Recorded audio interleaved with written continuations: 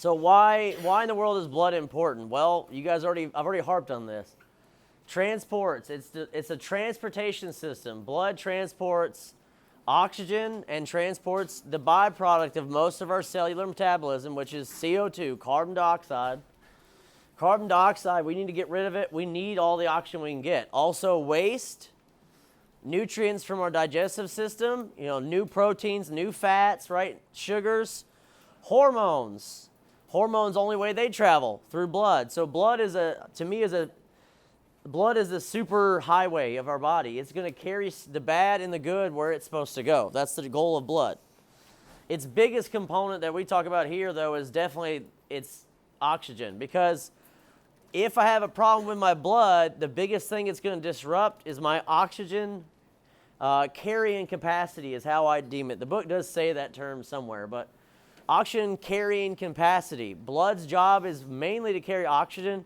And again, if you think about all the stuff that blood carries and stuff, the book makes this point in another chapter, but you can live days and days without food. You can live days without water. But what you can't live days without is oxygen. That's going to be minutes, right? So its importance is embedded in blood. Oxygen goes nowhere without blood. Also, we've talked about immunity. So obviously, how do our white blood cells get from one place to the other? Well, they might travel in the lymphatic system, but that's slow. What's the faster way? Through the bloodstream. And then, it's going to regulate our electrolytes, our body temperature, acid-base balance. It does a lot of stuff for us. That's talked about on the first page. So blood could arguably be, besides the heart that pumps it and the lungs that bring the oxygen in, and the brain that controls everything, your number 4 body system, like if we're talking a tier list here, I don't know if you've ever seen the YouTube videos where they make tier lists. The tier list here is blood is hitting somewhere in the 4th tier for sure. It's pretty important. Because everything else can't get the job done if blood didn't carry the things where they need to go.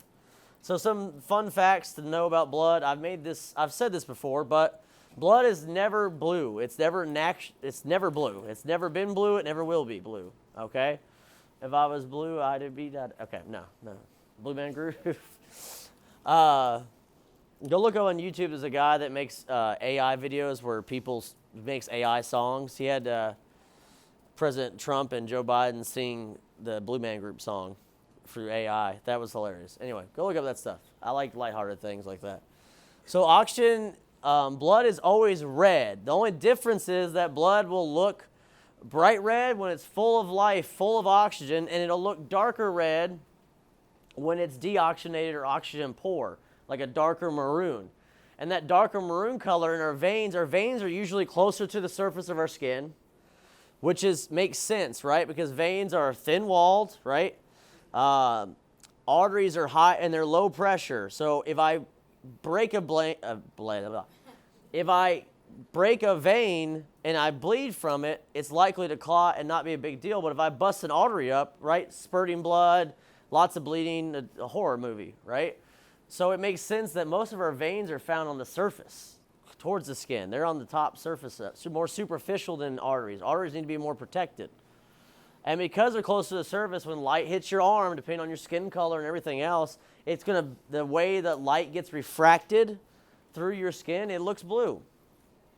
But it's not. It's a dark maroon. So it's again, like two things. If you left this class and didn't know how to define anatomy and physiology and you thought blood was blue, I failed so hard, okay? Nobody's blood is blue unless you're an alien. If you're an alien, come talk to me. I'm interested. So, okay. So, skin scatters light in a way that makes it look blue to our eyes, to the way we perceive it, okay? Not actually blue. So adults usually carry around 5 liters. We'll talk a little bit more about this. Women, it tends to be slightly less. Men, slightly more. Again, that's to do with body size, muscle density, that sort of stuff. About 7% of your body weight. The study of blood is listed up there too, but that's hematology. And typically, a hematologist is actually what they would call a cancer doctor, because a lot of blood is related. So hematology studies lymphatic system and blood together, and most cancers are transported in lymphatic system. Most cancers derive from some kind of mutation somewhere that's going to be related to this. So they all kind of go hand in hand. And some of the common tests, we're going to talk about some of the common lab tests. I'll tell you now that for the values of lab tests they give you in the book, I'm never going to test you guys on the actual values. So you're not going to need to know numbers of values at this point because you're going to get taught that in first trimester. But for you guys to be able to define what a test does, right, that's worthy information to know. So one most common thing we do, if you ever worked in a lab, is we get what's called a CBC, which is a complete blood count. And this thing has everything. It's got red blood cells, something called hematocrit, something called a hemoglobin test. It's got white blood cells, immature cells. It lists out everything you can find in someone's blood, and this is a nice, complete picture of someone's health, really. If things are off in a CBC, now we can start investigating what's the problem then. It gives a lot of people more details, but it's called a complete blood count. Again, all the numbers involved in there, we'll talk about it a little bit, but that's the test. This is the image on the first page of a blood tube. So some of you may have worked in a lab or seen this in a movie and not known what it was, but a centrifuge. Centrifuges are where they put the vials of blood in this thing and it spins up. It goes like this. You ever seen those in the movies? Maybe? I should show a video of them, I guess. Centrifuges, they use them in labs, but what they do actually, if I take a sample of my blood and I put it in a centrifuge, all it's doing is spinning around and gravity gets involved. And what gravity does is force all the stuff that weighs more to the bottom. And so a tube of blood that's been through a centrifuge is going to look like this because all the things that are heavier get pushed down to the bottom. That's all they're showing us. And so they're using this as an example. If I put blood in a centrifuge, just to show you the parts of blood. So formed elements. Where's my little thing at?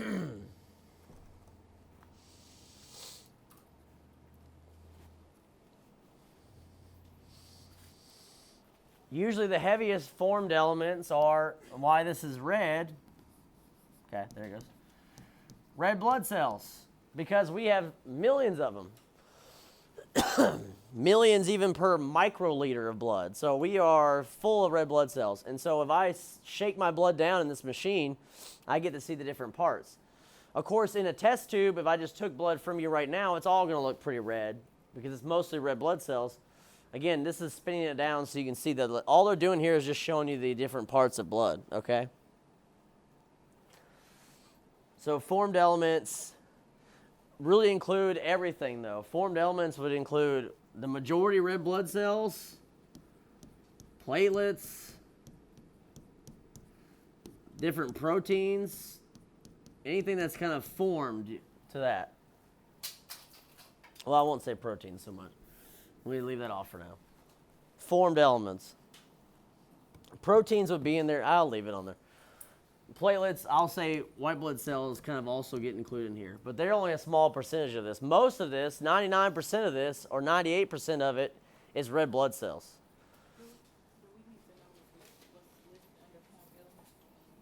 Yeah, well, we're going to talk about them later, though. Okay. We're going to talk about them in detail. Formed elements, red blood cells, platelets, white blood cells. When it says formed elements, again, these are like the cells that are doing a big job. Platelets aren't really cells anymore, but we'll talk about platelets a little bit more. But they're formed. They have a structure and a purpose, basically. Plasma up top, okay, they call plasma an extracellular matrix. Now, we have heard this before. Extracellular liquid matrix, excuse me.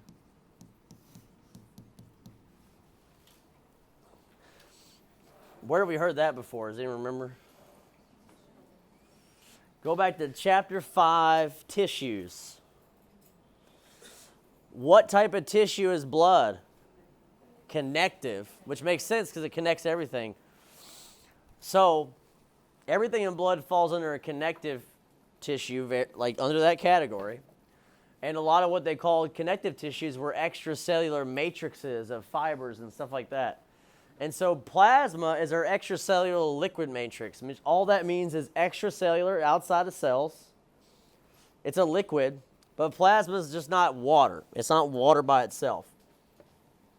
It has a lot of little things in there, but Mainly what's going on here is plasma is just water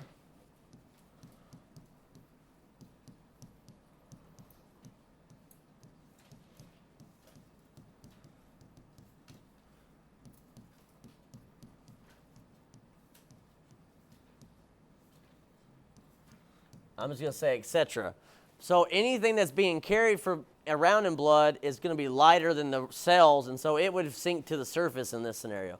But again, blood as a whole is all these mixed up. So this is not what your blood looks like when you draw it. Again, this is like if I put this in a machine to spin it down and let gravity force all this heavy stuff to the bottom so that you could see the individual components, basically, okay?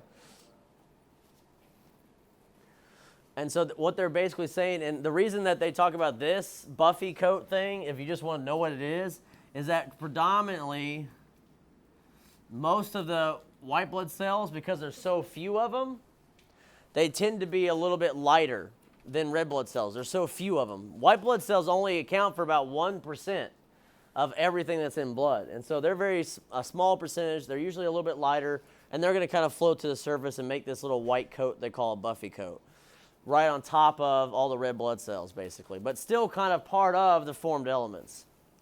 So really, realistically, all you need to think of blood is just plasma that contains these things plus formed elements. That is blood in a nutshell. Don't make it more complicated than it has to be, but this is blood. Formed elements, platelets, white blood cells, red blood cells mostly, and then whatever's in plasma, which is not water. It's mostly a liquid matrix of a bunch of stuff.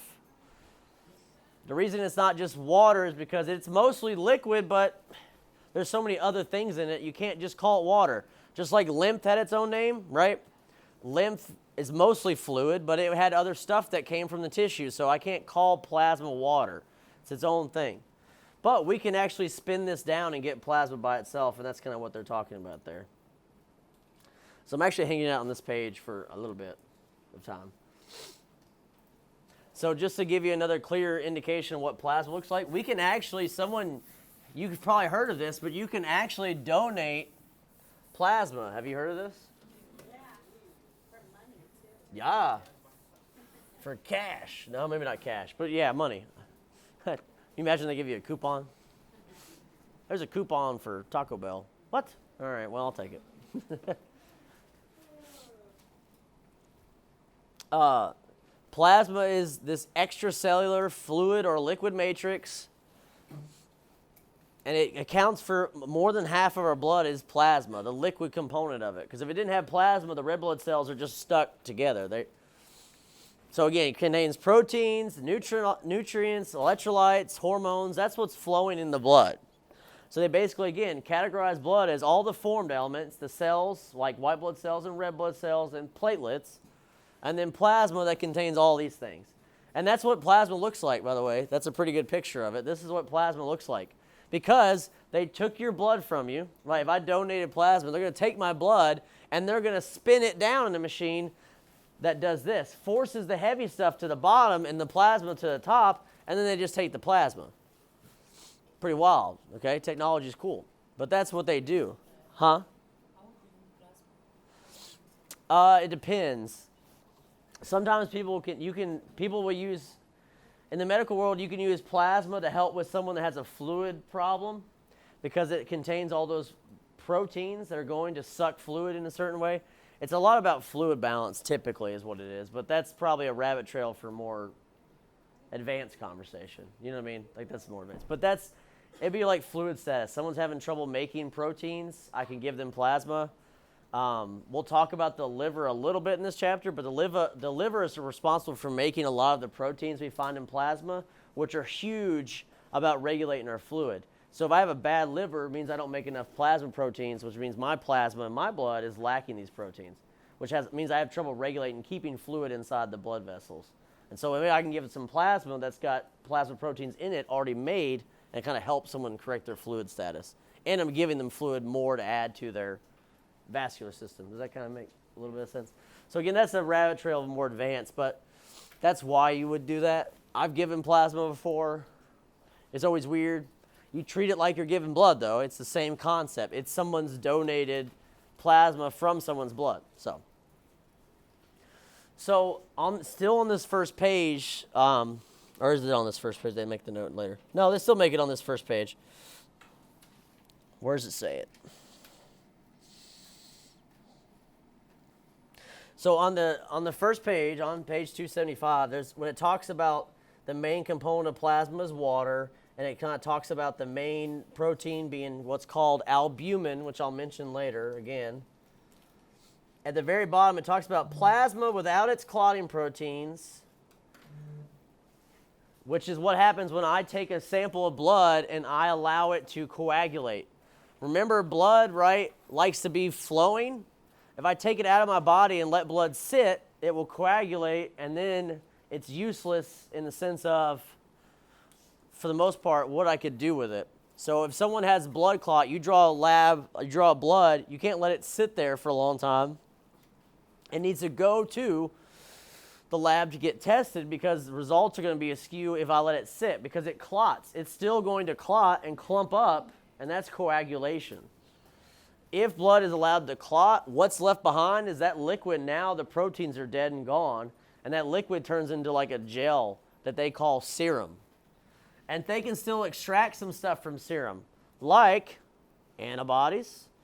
We can extract other stuff from serum that's still alive, but usually the proteins cause everything to clump up and clot off, and then it's useless as far as getting a lot of test results, but they can still use serum for, again, really high-level advanced DNA replication scientific things that we don't need to get into here. But that word is bolded and highlighted for a reason, that serum is plasma without the clotting proteins. They've died and it's clotted up and clumped up, and whatever liquid is left is not really plasma anymore as much as you call it serum. And we can use that for a lot of really advanced medical stuff, but it's not that useful for test results. So again, formed elements, again, red blood cells, and these are their technical names, which we'll talk more in depth. Erythrocytes. Cytes means what? Cells. I talked about Luke. Luke is white. Eryth is basically like red. And then O, for you guys, when you have medical terminology, I'm going to actually start teaching that part of our curriculum, but I've been trying to give it to you in doses, obviously. But any of the O's are like conjoining vowels, basically. So leukocyte, white cell. Leukocyte, a white blood cell. Red cyte cell, erythrocyte, join them together. Now it's a red blood cell. And then platelets, which have a really crazy name, so we won't worry about those right now. Those make up the other percentage of blood. Again, blood, two formed elements. It is plasma with a bunch of stuff in it and formed elements, okay? So red blood cells are the heaviest. That's why they go to the bottom.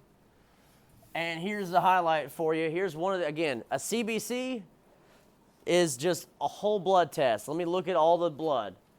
One of the tests that are in the CBC that we all look at as medical professionals to understand somebody's blood counts and that sort of stuff is the percentage of red blood cells in a sample of blood. This is hematocrit. Hematocrit says it's a percentage, okay? A percentage. So a percentage of red blood cells I find in your sample of blood is your hematocrit. And that's how we measure that. And that tells us, what do you think a low hematocrit tells us? Low blood. You don't have enough blood. That would be how you diagnose anemia. So here's the numbers. Again, I don't have these highlighted. Why? Because I said don't stress the numbers.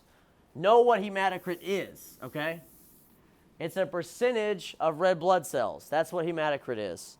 Hematocrit tells us about someone's red blood cell counts and if they're enough to get the job done. If I have low hematocrit, it is saying there's not enough red blood cells to get the major job done. What's the major job for a blood and our red blood cells?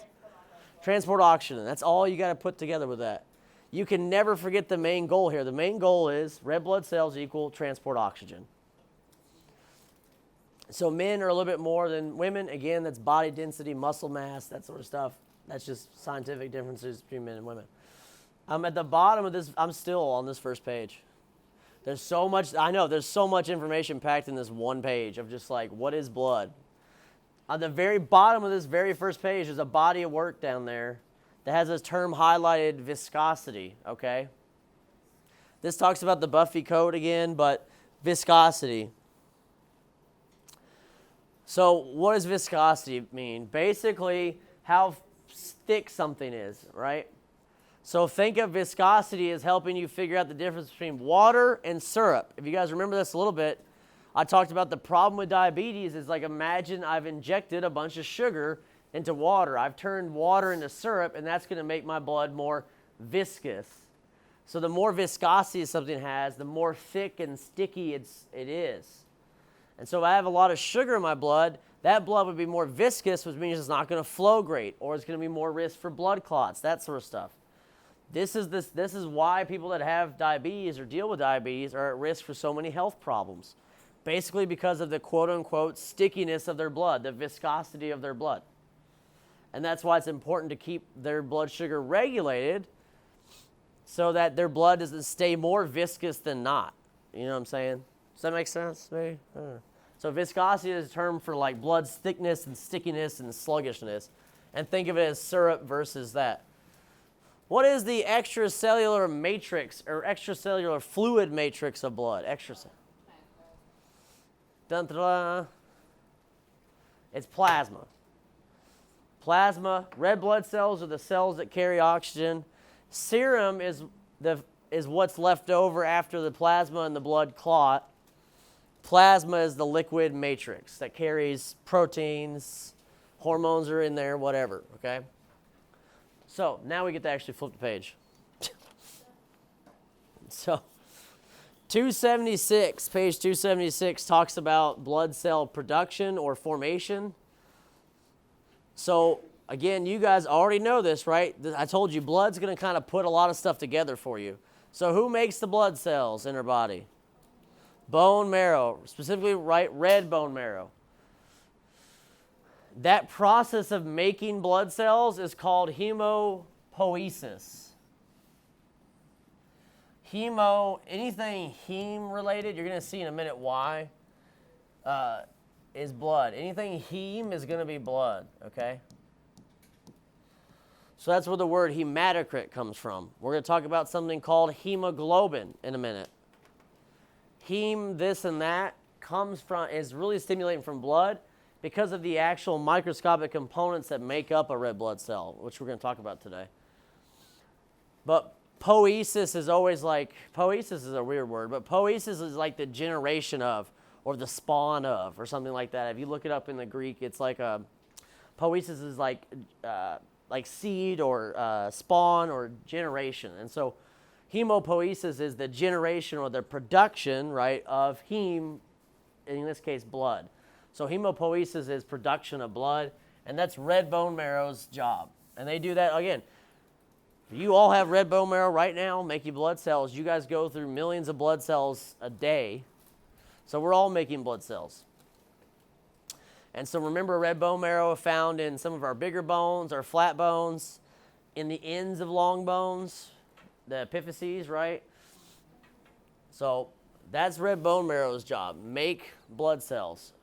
And that's really all I'm going to summarize really from that chapter at all, or from that chapter, from page 276, only because that's really all you need to know.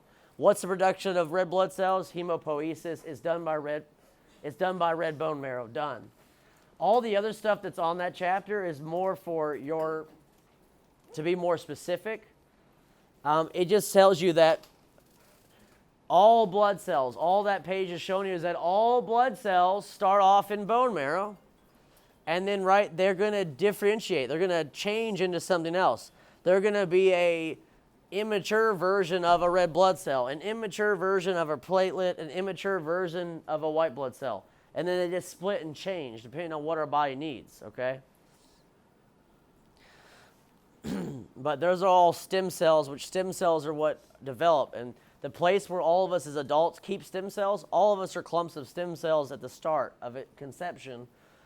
And stem cells mainly hang out in bone marrow as an adult because that's where we're still always producing new cells, like just on the rip all day, every day. So as far as all the stuff on that chart, I think that's useless. Know that red bone marrow makes red blood cells because it makes all blood cells. And then specifically, the term for that is hemopoiesis, okay? Or it's production of blood cells. Let me be more specific. Sorry if I was confusing. Production of blood cells, not just red, okay? Red bone marrow doesn't just make red cells, it makes all the blood cells, all of them, okay? Sorry if I was being not specific enough. So, talking about red blood cells, I skipped. I didn't mean to skip, sorry. So page 277 gets in depth about a red blood cell. I always look at a red blood cell as a red-colored Werther's candy. You know the Werther's candy? Yeah. I like them. Anyway, Werther's candy has this kind of similar shape. The red blood cell has a really unique shape for a reason, okay? But they are also known as, their technical name for a red blood cell is erythrocytes. Erythrocytes. Again, their job, deliver the oxygen, remove carbon dioxide. Deliver oxygen, remove carbon dioxide. And their shape, basically their unique shape makes them really good at doing this gas exchange because basically they have like a loose hold. You know, you ever held something really tight or held something loose in your hand? Okay, if you're holding something loose in your hand, right, the wind will kind of blow it out of your hand. If you're holding it tight, it shouldn't. Red blood cells are like a unique shape where they're smooth and their shape allows them to easily kind of hold on and grab to grab oxygen molecules and to grab carbon dioxide molecules, but because their shape is so unique, they can't hold on to them very tight. So as soon as they're at a place like your lungs where gas exchange is optimal, they just let go of what they need to and easily grab what they need to. They're very like loose with their holding, and that's why they have that shape. And their shape also makes them really smooth so they can squeeze and not clump up on each other, which makes a lot of sense because what are red blood cells doing all the time? They're going from tiny, tiny little capillaries, right, doing their gas exchange all the way back up to the big arteries. So we don't want these guys to get stuck on top of each other. So they need to look like smooth Werther's candy so they can slide past each other, slide through our smallest vessels in our body, and that sort of stuff. Does that make sense? Okay, the big other caveat with them, should have highlighted it too. They do not have DNA. Red blood cells do not have a nucleus. Do not have a nucleus. If they don't have a nucleus, it means they can't replicate. They can't do mitosis. They can't make copies of themselves. So this is why production of red blood cells never stops. Why is that? Honestly, it doesn't matter too much, but I would think that it's more related to the fact that red blood cells are kind of the workhorse. And just like anything that's a workhorse, when you abuse it, you necessarily don't really want them to live a long time.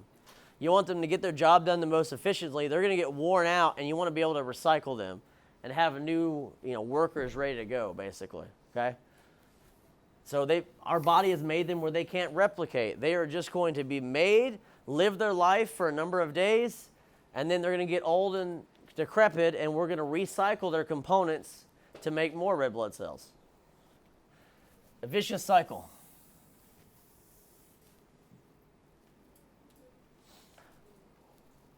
So this is just a sidebar, don't stress about it, but the book for perspective, again, how small are red blood cells? They're tiny. Literally a droplet of your blood. The book makes this point in the a droplet of your blood contains 5 million red blood cells. 5 million, one drop. So put that in perspective about how much is going on. So we are making billions of blood cells a day. Billions. So this is another count. It's talked about technically on page 278, but again, I'm not telling you to memorize numbers, okay? But we have one thing we talked about already was hematocrit. Hematocrit's a measure of what? Percentage of red blood cells. Percentage of red blood cells compared to a sample of blood, right? This red blood cell count, okay, red blood cell, I don't know why that did an R like that. Red blood cell count is an actual count in millions per microliter. What? Of male and female, okay? So that is what red blood cell count does. Red blood cell count literally says, in this amount of blood, a human being should have this many million red blood cells. And so again, if that is low, probably hematocrit will be low. You know what I'm saying? Like all these things will be low. This is where we start talking about conversations of anemia, which we'll get to. You do not have to memorize the numbers. Do not memorize the numbers. Just go, what does a hematocrit measure? Okay, percentage of red blood cells. What does red blood cell count matter? Literally what it says. It measures the amount of red blood cells in an amount of blood. That's it. Again, 1 million per microliter, but whatever. Huh? What? Someone say something? Oh, sorry. That's a lot. It's a lot. So this is still on page 277. This is looking even deeper into a red blood cell. This is what makes a red blood cell tick. This is the component of a red blood cell that is the most important thing you need to know here. What makes up red blood cells? They're different than kind of most any other cell. They are super unique. One, they don't have a nucleus. One, they don't have a lot of moving parts. They only have enough like stuff to get them through however long they're alive. I think 180 days or whatever it is. What they are solely focused on, is grabbing oxygen and getting rid of CO2. They don't care about anything else. They're not out here trying to live a long life and make proteins and do it. They just care about this. So what a red blood cell is mostly made of, and the reason it looks red, is this structure right here. This whole structure is called hemoglobin. So the structure that makes red blood cells look red and helps and makes them actually able to do their job is called hemoglobin. Hemoglobin. And what's the two components that make up hemoglobin make it look red and give its red pigment to all the red blood cells, right? Which the red blood cells are majority of what's in blood, so then that makes blood look red. That's where it kind of, right? So again, if we're looking at the microcosm, I've got a red blood cell made up of millions upon millions of these pieces called hemoglobin. Hemoglobin is made of two things. Heme and globins. Which is good because now you just have to define what a heme and what a globin is. But hemoglobin, O is always, and you're starting to see this, that O in the middle is always a conjoining vowel. It just helps conjoin two words. Hemoglobin. Heme plus globins. So why does it matter that you know what heme and hemoglobin are? So you know what you're talking about, basically. But heme is essentially this. When you hear heme, what it is? Iron. Iron loves, oxygen, which is O2. Iron loves oxygen. And this is why you see rust. Rust is oxygenation of metals and stuff like that. And you could probably argue that was probably what happened. If our red blood cells were long-lived cells, they might actually rust. Well, not really, but they wouldn't last, and this is kind of why, this affinity for oxygen. But this is what makes them great. So basically, what the process is during gas exchange, an oxygen molecule loves iron, and iron loves it, so they go and sit on top of each other, and now O2 is sitting here. And now, one molecule of hemoglobin can carry 4 molecules of oxygen. Now multiply that by what? Millions of hemoglobin in one red blood cell. Multiply that by what? 20 billion? You see what I'm saying here? You see our body's affinity for oxygen and how important it is. It takes millions multiplied by billions of oxygen molecules for you to just wake up every day, okay? So let me get the point stressed of don't discount the importance of oxygen. You know, it's like breathing. Okay. Okay. So, typically, the other molecule is a protein molecule called globins or goblins. I don't know. They look like, I always think of globins as like some kind of medieval term for something. Like, I don't know. It's like, I don't know. I don't want to be a globin, whatever that is. And I didn't spell protein right. Whatever. Globin is made of a protein, and guess what likes this globin? CO2. Carbon dioxide loves globin.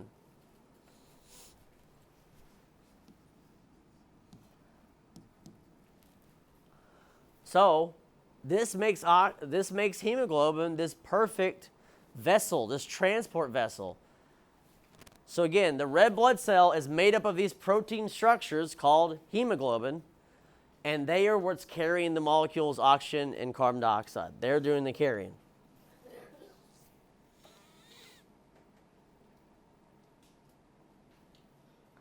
Yeah, so each, and the fast fact down there again, perspective. The numbers are wild, and they always amaze me every time I read them. Again, in each one blood cell, you can have anywhere from 200 to 300 million units of hemoglobin. So that's 200 to 300 million times 4 oxygen molecules times what? 5 million in one drop of blood? You know what I'm saying? So this just gets so advanced. But this is how important oxygen is to us. But again, we have to be able to get rid of carbon dioxide too, because it is the waste product of our life. And if we keep that, then we have problems. So this is just the words that just kind of explain what I just explained. Red blood cell filled with hemoglobin. Red pigment that gives blood its color. So if I hear hemoglobin, or if I asked you, hey, what is a red blood cell red? Your answer would be hemoglobin is red, therefore blood is red, because blood cells are mostly made up of hemoglobin. So there are these ribbon-like proteins called globins that have heme molecules on them, and the heme and the O2 love each other, and the globins and the CO2 love each other, and they will mix and match when they get to the lungs to release this. So this is a term that sometimes gets carried around, oxyhemoglobin. This is a red blood cell that's just filled up with oxygen, but it's not like 1 for 1. It doesn't always work that way where a red blood cell gets up to an alveoli in the lungs and then, drops off its CO2 and takes on new oxygen. It's not always a perfect transition of 4 molecules of oxygen go out, or 4 molecules of CO2 go out, 4 new oxygen molecules come in. It's not perfect, but if it was, we would call that oxyhemoglobin. So any of the molecules coming back from the lungs, they would kind of define as oxyhemoglobin for the most part. Do not rest on how important blood is, okay? So how much oxygen we can carry depends on red blood cells and hemoglobin we have. We have to have the amount, okay? And so here's your third lab. So really there's been hematocrit, measure percentage of red blood cells. Red blood cell count, how many actual red blood cells are there in this drop of blood? Okay, I was like, where did this come from? Okay. And then finally, hemoglobin. Hemoglobin is a of how much hemoglobin there is it's in grams per deciliter, but it doesn't really matter how much hemoglobin there is in your blood. And these numbers can vary. Someone can have an okay hematocrit and have a decreased hemoglobin. How would that happen? Now, this you got to put your thinking cap on for. How would someone have a decreased amount of hemoglobin, but their red blood cell count and their hematocrit's fine? Ooh. I could have a low hemoglobin, but a normal amount of hematocrit, which is percentage of red blood cells, and a normal red blood cell count. But my hemoglobin is still low. How? So think about what hemoglobin is made of, okay? Iron and protein. Where do you think you get most of your iron and your protein from besides your cells making the protein? Where else would I get protein and iron from? Eating. So again, this goes to a type of anemia that we're going to talk about. A lot of you have heard iron deficiency anemia. That's what iron deficiency is. It means that I don't have enough iron in my diet, or my body is not processing iron properly, and guess what I don't make enough of now? Hemoglobin, because the main component of it is iron. And if I don't have the iron, my oxygen carrying capacity goes down. So it's all related. So the big things with hemoglobin and red blood cells is understand that at the base level, hemoglobin is made from proteins and iron. So if I'm missing proteins and missing iron, I'm in a world of hurt because I can't make enough hemoglobin to meet demand of my body. So there's the numbers that the book gives. Again, don't stress about them, okay? The numbers are not important. What the test measures is important. So hemoglobin is literally measuring levels of hemoglobin in your blood. Does that make sense? Yes? All right. Hemoglobin measures just how much hemoglobin is in your blood. That's it. Hematocrit measures percentage of red blood cells, and red blood cell count says, in this drop of blood, how many red blood cells are there? 5 million, 20 million, whatever. Okay. Yes? So is the word anemia more so like something wrong with the blood? We're going to talk about anemia in depth, but what anemia is one of these is low. Something's low. I do not have enough red blood cells to meet oxygen demand, really. That's what to properly meet oxygen demand. That's anemia. Now, why anemia happens is a number of reasons. Not enough iron, iron deficiency anemia. A problem with I'm bleeding. I got a gunshot wound and I'm bleeding. Also anemia. Because my blood counts are low. Anytime your blood counts, one of those three is off, that's considered anemia. If it's low, if it's out of range, you are anemic. Now, why you're anemic could be a number of reasons. So anemia is not just I don't have enough iron. A lot of people think that because it's the most common deficiency that causes anemia. And giving someone iron that is anemic, even for other reasons, would help because they'll make more hemoglobin. But it doesn't mean that's the exact cause. So there's the definition right there, and we'll probably take a break. But the definition of anemia is there's either not enough red blood cells or there's not enough hemoglobin, or both. That is your definition of anemia. It is either, again, I do not have enough red blood cells or I don't have enough hemoglobin, or both. Not enough of it. That's anemia. So anemia is just a general medical term that says that. And that's the point I'm making with page 278, is that anemia is oxygen carrying capacity. You have to think about that. If I don't have enough of this thing that's all about carrying oxygen, we relate that to oxygen carrying capacity. That's my word for it. Is like, if I'm anemic, the reason someone that's really anemic might be short of breath all of a sudden. Why? Because their body's trying to compensate. Their body is trying to breathe more oxygen in because they don't have enough red blood cells or hemoglobin to get the job done. Now, someone that's breathing hard just sitting would be a very severe anemia, like they're about to be out. We need to do something about it, but that's all anemia is. So someone that's anemic or has anemia is going to be fatigued because their oxygen carrying capacity is low, right?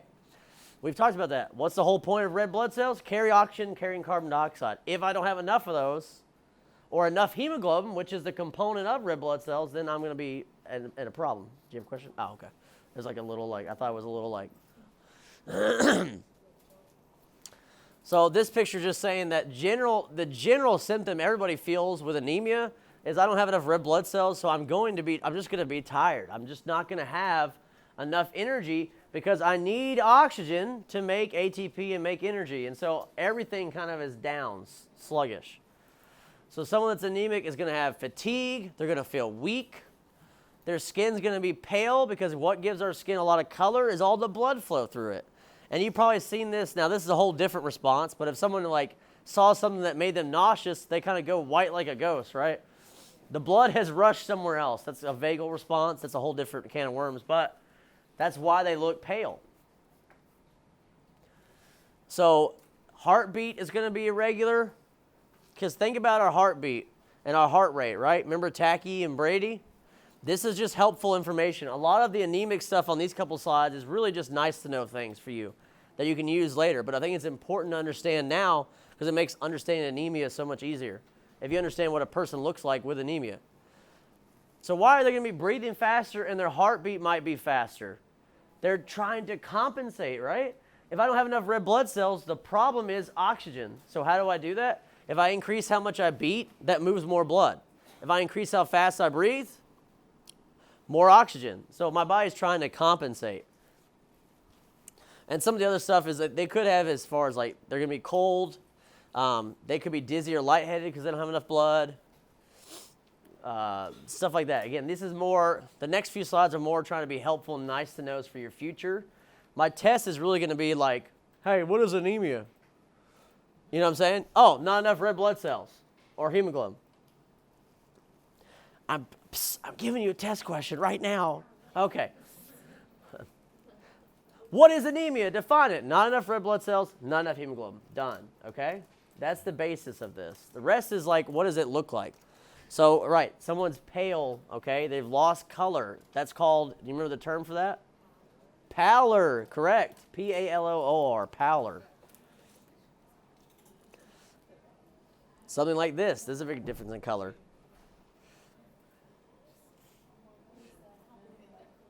That was on the skin chapter. So this is just images of different parts of your, these are different, what you would call mucous membranes in different places that are usually pink or have color to them. This is them lacking color. These are all these places that usually look pink, moist, or lacking color. That is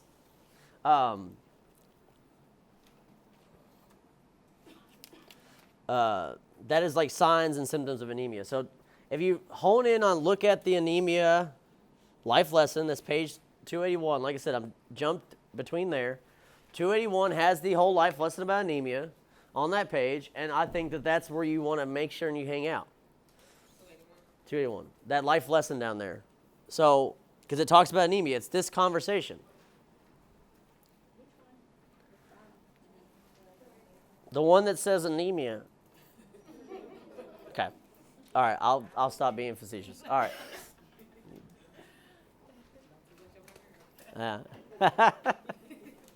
Fair enough. All right. Again, this is one of those times where I'm just trying to make the PowerPoint more concise, and I think, again, I like this book a lot, but there are times where it jumps around too much, and I'm like, we need to put this kind of in one place because it's hard enough to put this all together. So let's put it in one place. Again, problem with anemia, what is it? That. Okay, so anemia is a deficiency, not enough red blood cells. There's a few types. So hemolytic anemia is one, is usually whenever the blood is actually being destroyed. So abnormal blood cells, stuff like this. Again, we're flipping back and forth in the book, but the slide gives it there in place because this is what aligns with sickle cell anemia. So you see the shape of these red blood cells? Remember, red blood cells have a unique shape, right? They're round and smooth. For what? So gas exchange is good, and so they can squeeze and slide past each other. Do you think that this shape of a red blood cell is going to squeeze and slide past its other friends very well? No, that's the problem. So a very common type of anemia that you find in someone that has sickle cell disease or they have to have the disease, not just the trait, but sickle cell, which again is the life lesson on 278. I'm putting them together.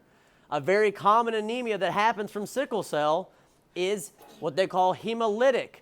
Literally the hemoglobin and everything is being destroyed. And so I have abnormal shaped red blood cells, which now is a big problem because the goal of red blood cells is to slide past each other. So this is one type of anemia. So the sickle cell anemia is typically hemolytic because what happens is a sickle cell is a disease that causes an abnormal change in the hemoglobin, making the hemoglobin make cells that look, that's a little really dark, making cells look like a sickle. I don't know if you know what a sickle is. Like, okay, the Grim Reaper, you know what he's carrying? That's a sickle. It's a scythe, a sickle, they're kind of the same thing, all right? You use them to cut down wheat, all right, in the olden times. That's what they're for. That's what a sickle is. That's why they get the name. Names all have weird meanings, but that's where they get the name sickle cell, just in case it doesn't click for you. I always just imagine the Grim Reaper because he has a scythe that has that same kind of shape, the big hooked blade. That's a sickle. And you use that to cut wheat, but that's where they got the name from. So it looks like this crescent moon half shape. And this is not the same shape as this nice round smooth guy. And so this shape is a problem. It's a crescent shape. You know a crescent moon? Ah, there you go, right? Crescent moon shape, okay? So this is going to cause hemolytic anemia. So people that have sickle cell disease can be treated, and typically they can be okay. The problem is when they have like a flare-up. When they start producing a lot of sickle-shaped red blood cells, they go into like a crisis, and they're going to have a lot of pain and stuff like that. Why would they have pain? Think about a blood vessel. It's supposed to have the smooth red blood cells like this, right? Well, now I have a bunch of sickles. Yeah, they clump up, and they cause blood clots. They clot off areas. So a person that has sickle cell disease, when they have a crisis and they have an abundance of sickle-shaped red blood cells, they block off blood flow in places and cause oxygen deprivation to tissues, which usually equals pain. And so someone with sickle cell, is the big problem for them is one, anemia, because we're losing red blood cells. They're getting destroyed in this process. Because a lot of times, not only do they clump up, the sickles bash against each other, and because they're not nice and smooth like the Werther's candy, they break apart, they die. So they're going to be anemic, but also they're going to be in pain because they're losing oxygen to certain tissues, especially the small capillaries, so like fingers and toes and stuff like that. And so someone that has a sickle cell disease that's in sickle cell crisis, they have a lot of pain, lots of pain. They have to be treated with IV pain meds, basically, most of the time, if they're in the hospital for it. And it's a sucky disease. And unfortunately, it's an inherited disease. It's a familial. It comes genetic. I won't get into alleles and all the genetic stuff, but it depends. Someone in the family can have the sickle cell trait, which means they're a carrier. And the person they marry and have a kid with doesn't have that trait, then the kids may not ever get it. But if they both have the trait, it's a 100% chance that I think 1 in 3 will have it, or something like that. Again, genetics, not my forte, but. So, sickle cell disease is a disease where it causes hemoglobin to sickle and make a weird shape. And that causes blood clots, anemia. But the type of anemia that it's causing is known as hemolytic anemia, right? Because hemolytic says that when red blood cells are destroyed, that's hemolytic anemia, okay? To give you a perspective, at the end of this chapter, if you read ahead, and you need to read ahead, I promise you, it talks about blood transfusions. And if I give someone the wrong blood, it could send them into a hemolytic anemic reaction where red blood cells get destroyed. So that's still hemolytic anemia, and they never had sickle cell disease. You see what I'm saying? So it's not one-to-one. Hemolytic anemia is a type of anemia where red blood cells get destroyed. That's the most common anemia that happens to these people that have sickle cell, okay? Do you see why this is like really related, and I find it odd that it's like separated? So why does a lot of like African American people have sickle cell? It's only African American. That's kind of what I was wondering too, but why? You got to ask God that one. I don't know. I mean, legitimately, it's just there's certain diseases that only affect certain ethnic groups. Yeah. So I don't know. I really don't know the origin of sickle cell when it was first discovered. I haven't done that research, but I encourage you to. If you can find out when it was discovered and, when they first discovered it, who knows? I don't know the origin of sickle cell, but I do know for a fact that it is only in the African American population or African population. What I noticed with like Middle Easterns in general, they don't have like a long lifespan. Mm-hmm. Like we go until 70. Yeah. That's what I'm seeing. It's crazy. Middle Eastern. It depends. And again, there's a book I've read that talks about people that live the longest, and there's different regions of the world where people live the longest. Seven-day Adventist, places like that, and it depends a lot on diet and the microbiome, and there's a whole thing about that. I did a research project and a bachelor's degree about that. But sickle cell, I just don't know. I'd have to look up and look at some research. But unfortunately, it mainly affects people of African descent, so not just African Americans, but people of African descent. And again, they become sickle shaped, they stick together, blood clots, or they die, the cells themselves rupture and break apart. No cure. We can treat it, and then we treat pain relief if they come into crisis. If they're having a crisis, we treat them by trying to give them blood, because they're anemic probably, and we try to treat their pain. And it sucks. So some of the other anemias, I'm hanging out in the anemia section now. Again, it talks about hemolytic anemia. That's so closely related to sickle cell that I had to stick them together, really. So really, anemia is going to be, again, why am I anemic? Anemic is a definition, right? We know, low blood count, but why am I anemic is what we're talking about. So why do I have hemolytic anemia? It could be sickle cell. You see what I'm saying? It could be sickle cell disease. Why am I anemic? It could be because I'm missing iron, which we learned just now, right? What's one of the main components of hemoglobin? Iron, which is heme. I need heme and I need the globin, okay? I need heme and I need the globin to make hemoglobin.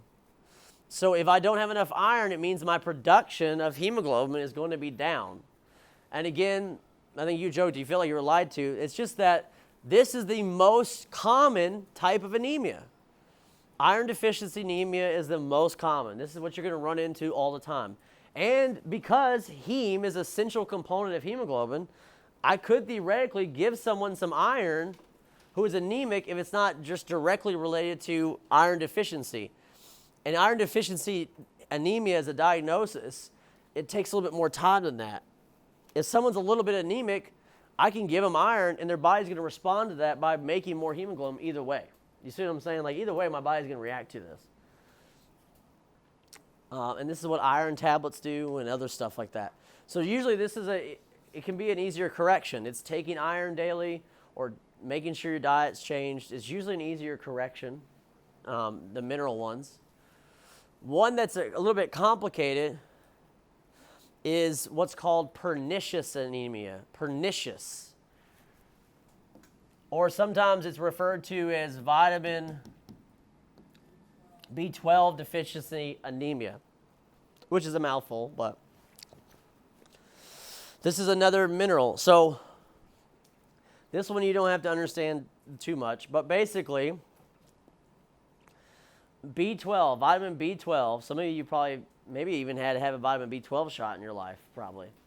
Vitamin B12 is really important for blood clotting, but it's also important for making red blood cells, making hemopoiesis. It's an important process of that.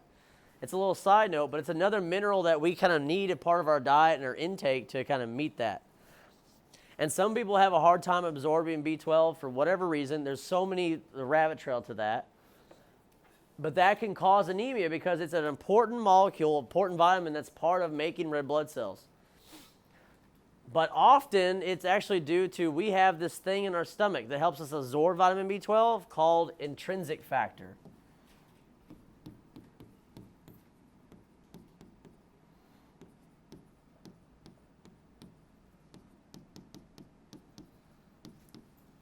So if we have stomach issues, it can mess with intrinsic factor, which now you see messes with vitamin B12, which now causes anemia. Isn't that like a rabbit trail and a half, isn't it, really?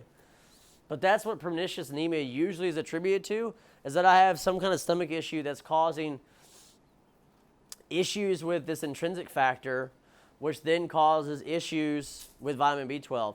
It's more common with the elderly population than it is the younger population, and that could be probably a combination of elderly people's diets can be a lot less robust, I guess I'll say, okay. There may be something to do with antacids. It's a little bit weird what causes it. So it's a rabbit trail of that. So this is one of those where I don't think about it too hard. Just try to get the basis. What's the basis? I have a chemical in my stomach called intrinsic factor. I need to help me absorb B12. If I don't have enough B12, I can't make red blood cells as efficient as I should be. That causes anemia, and they call this vitamin B12 deficiency anemia, or they call it pernicious anemia, pernicious.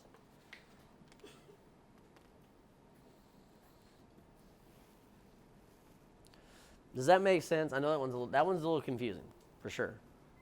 Again, Most commonly, your anemia is going to be due to iron deficiency or lack of diet, or some people just have anemia for unknown reasons, really.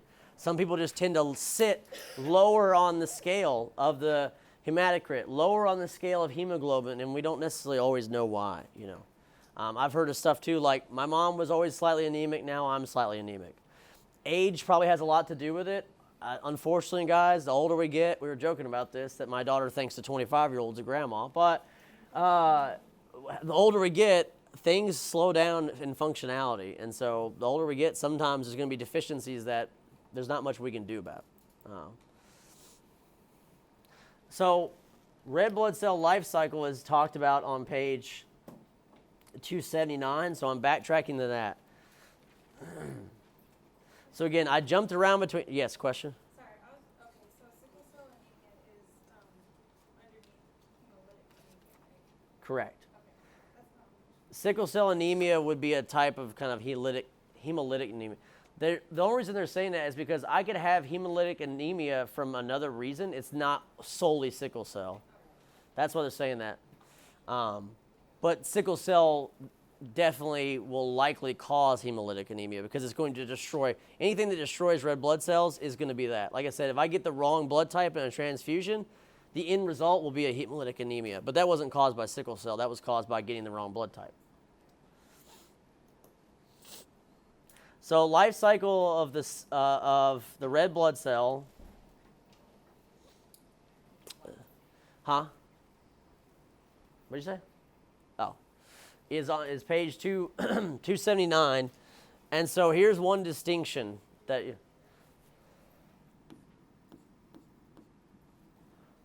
I'm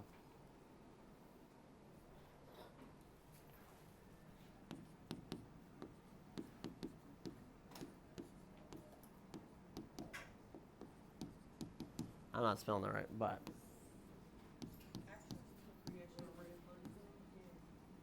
What's that? It is the creation. So the reason the red blood cell creation is erythropoiesis. This word is highlighted at the top of page 279. What is happening, how we make new red blood cells is usually based on demand. So this is why they tell you it's good for your body to work out. Because what does working out and exercising do? It's going to make us breathe harder and make our muscles require more oxygen. It's going to make our body work a little bit harder. And remember with bones, right? Bones build up bigger based on weight bearing, right? So like bones need to have a little bit of stress to them to make them stronger. Our body is like that as a whole, really. If we stress it a little bit, we make it stronger. And this is why working out is a thing and it's a healthy thing to do. So if I am lacking oxygen for whatever reason, whether that was like I have a pneumonia and I'm sick, or I was just at the gym, my body is going to kind of make more red blood cells to try and compensate, try to meet in the middle there. The kidneys, we're going to talk about a lot in chapter 19, but the kidneys secrete something called erythropoietin. That's called EPO for short. And this chemical goes over to bone marrow